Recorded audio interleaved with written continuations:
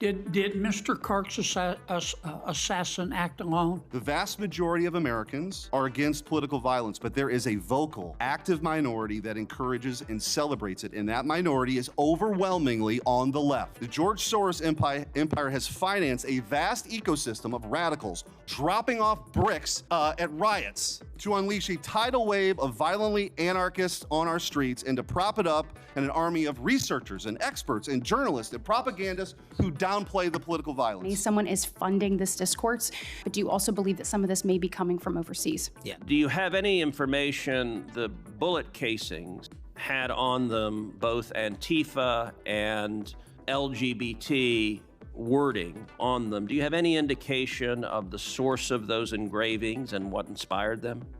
Follow the money. The violence we are seeing is not purely organic. Do you believe Antifa is a terrorist organization? I want to provide by providing a briefing into the tragic assassination of Charlie Kirk. It's important that this FBI is transparent as possible without jeopardizing investigations. Charlie Kirk was shot at 12:23 p.m. on September 10th. I think this timeline is critically important. Less than a day later, the FBI at my direction released the first set of images of the suspect that we captured based on our analysis on the ground. Later that evening, while conducting extensive interviews and cell phone analysis and also flying out evidence response teams and hostage rescue teams and evidence tacticians who were collecting evidence in live time and flying them back to Washington, D.C. in our laboratories for immediate analyses, we were able to extract video from the campus feed.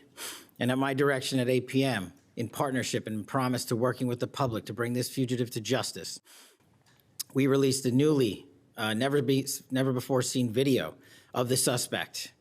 We also released new enhanced photos of the suspect.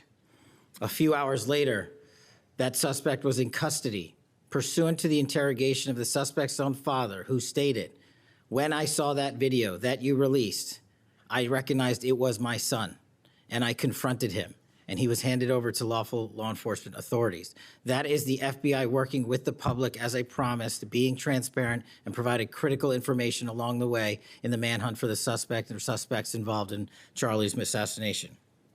We received over 11,000 tips in the first 24 hours alone. We received 16,000 submissions to our digital media enterprise and tip lines. That is a large number of material to go through. Sure. Reports have suggested that the FBI is investigating a broader network of groups that may have had some knowledge of the shooter's plans.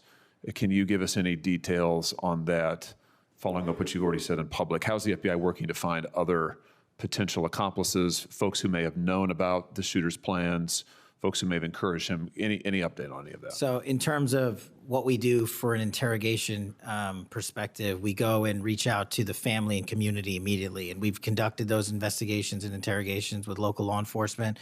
And we're continuing to do that because those closest to the suspect are going to hopefully know the most about the suspect and his beliefs and his ideology. On top of that, unfortunately, it has been leaked that there was a Discord chat. And for those unfamiliar with it, it's a gaming chat room online that the suspect participated in. So what we're doing, we've already done, is serve legal process, not just on Discord, so that the information we gathered is sustained and held in a evidentiary posture that we could use in prosecution should it be decided to do so.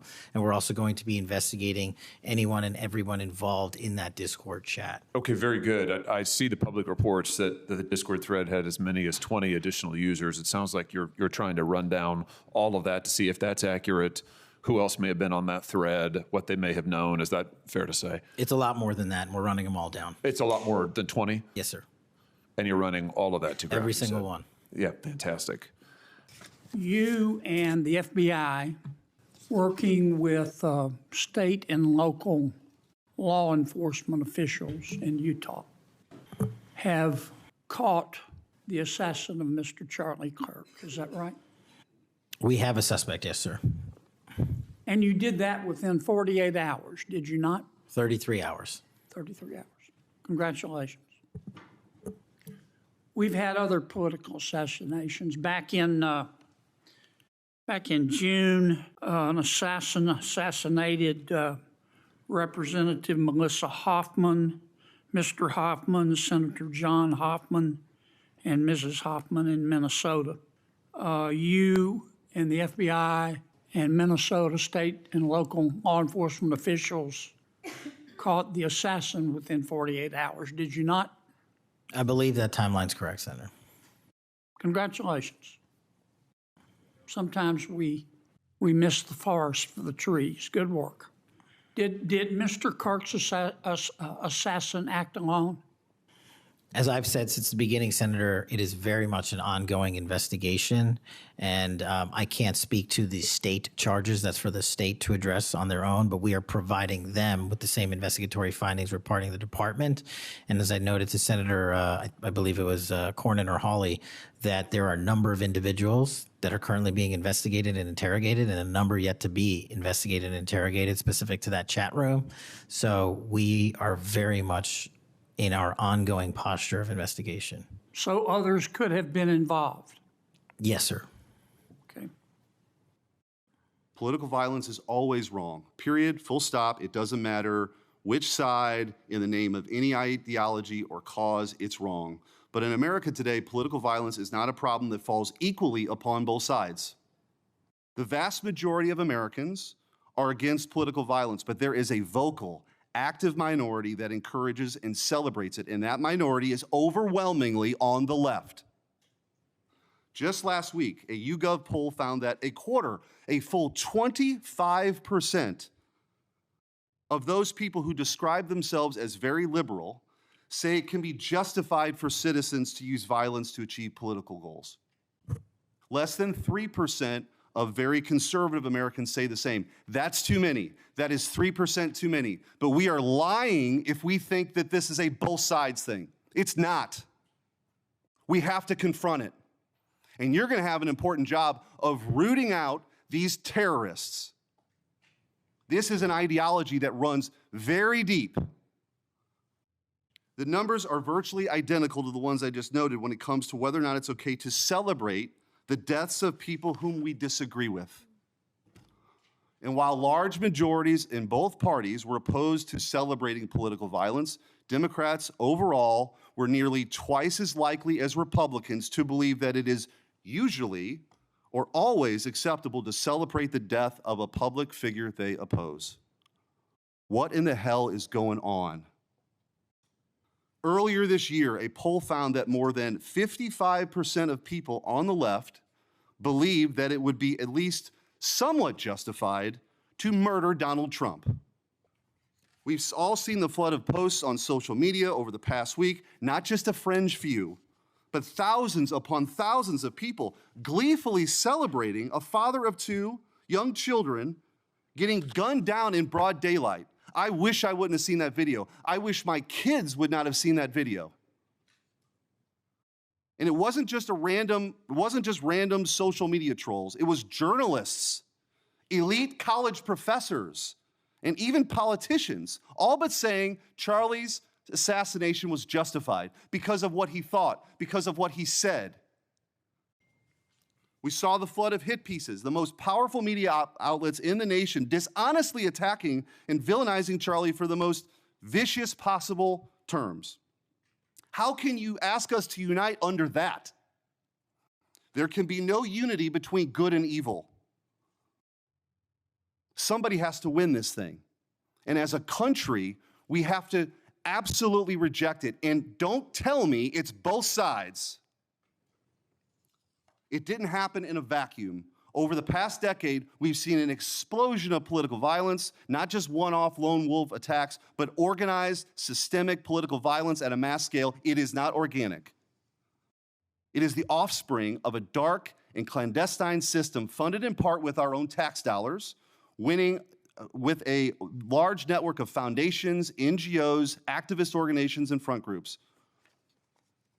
This system lurks behind every radical leftist movement in our nation today. The George Soros empire has financed a vast ecosystem of radicals, all working together, dropping off bricks at riots to unleash a tidal wave of violently anarchists on our streets and to prop it up in an army of researchers and experts and journalists and propagandists who downplay the political violence. What he's doing is serious.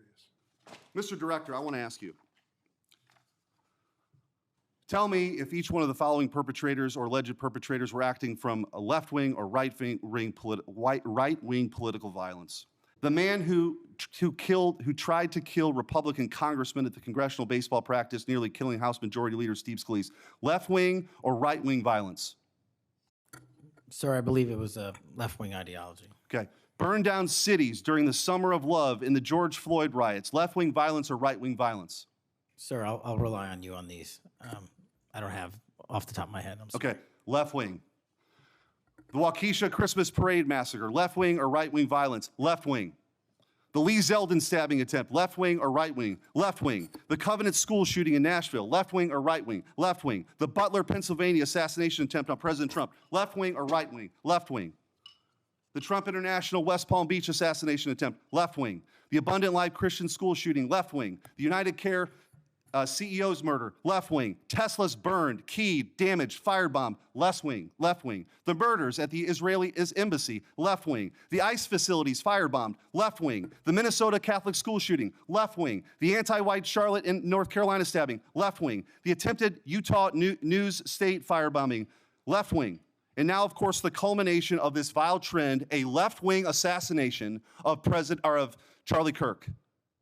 So don't give me this both sides. If we want to get to unity, let's be honest. Let's be honest. Free speech, yes. Political violence, no. But let's be honest. I want to read you some words of Vice President J.D. Vance. He said, if we want to stop political violence like what happened to Charlie Kirk, we have to be honest about the people who are celebrating it and the people who are financing it. My question to you is, in light of Charlie's murder and all of the things that we have just referenced and have been talking about today, what steps is the FBI taking to more aggressively crack down on those who promote, encourage, finance, fund these types of engagements and this type of political violence? Thank you, Senator, for your kind words. So in terms of how we crack down on the root cause of this violence, for now putting aside the ideological motivations and how they got there, the monetary issue is a real issue. And as I've said before, we follow the money. So we work with our partners at the Treasury Department to trace where the money came from, how these individuals paid for the training they received or the platforms they were using, and also how these individuals collectively got together in whatever groups they were on whatever social media sites they were on, to utilize clickbait to make money for their ideology. And so to trace all of those, we are using, not just in Charlie's investigation, but others, lawful process and serving 2703D orders on any entity that is related in any way financially to any of these criminal acts of violence. And we are going to hold them accountable with our partners at the Department of Justice. Excellent. I would love to stay abreast of that, and just, we must get to the bottom of it. We must follow the money. Someone is funding this discourse. Do you believe, obviously there are people here, unfortunately American citizens, that may be engaged in that, but do you also believe that some of this may be coming from overseas? Yes. Okay, let's get to the bottom of it, and let's make it stop. Yes, ma'am. Is it accurate? It's been widely reported that the assassin's roommate was a transgender man who was transitioning to be female, and it's also been reported that they may have been romantic partners. Is that accurate? Yes, Senator. It's been reported that there were chat rooms of transgender activists that indicated some degree of potentially of foreknowledge of this murder. We're still developing that. Do you have any information the bullet casings had on them both Antifa and LGBT wording on them? Do you have any indication of the source of those engravings and what inspired them? As to the actual source, we're still developing that. I want to encourage you in the course of this investigation, absolutely go after anyone who aided and abetted. But I want to more broadly encourage you, follow the money. The violence we are seeing is not purely organic. There is, I believe, significant money that is spreading dissension, that is spreading violence. Antifa. Do you believe Antifa is a terrorist organization? I believe Antifa is associated with a lot of violence in this country. As to its designation, I'll leave that to the appropriate authorities. So I would encourage the administration to designate Antifa as a terrorist organization, to go systematically after Antifa. They've committed acts of violence all over the country.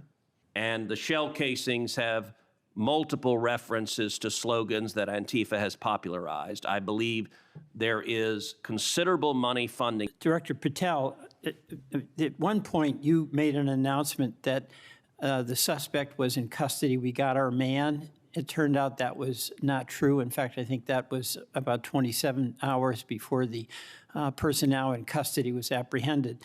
Why did you make that statement? Thank you, Senator. Appreciate you letting me address this. What the FBI does is not just locate and find suspects, but we also participate in eliminating subjects. And what we had at the time was a subject in custody in relation to this investigation. So in my commitment to work with the public to help identify subjects and suspects, I put that information out. And then when we interviewed him, I put out the results of that. And could I have been more careful in my verbiage and included an A subject instead of subject? Sure, in the heat of the moment, but I was doing the best I could. In all candor, I don't quite get that, because if we have our man, that would suggest to the public that everybody can rest and relax and not then continue to provide information to local law enforcement and to you. So that was a mistake. I don't see it as a mistake. I see it as something working with the public to identify that there was a subject So if in you custody. if you put out a statement that says we've got our man, and in fact it turns out that you didn't have your man, that's not a mistake? But that's not what I said.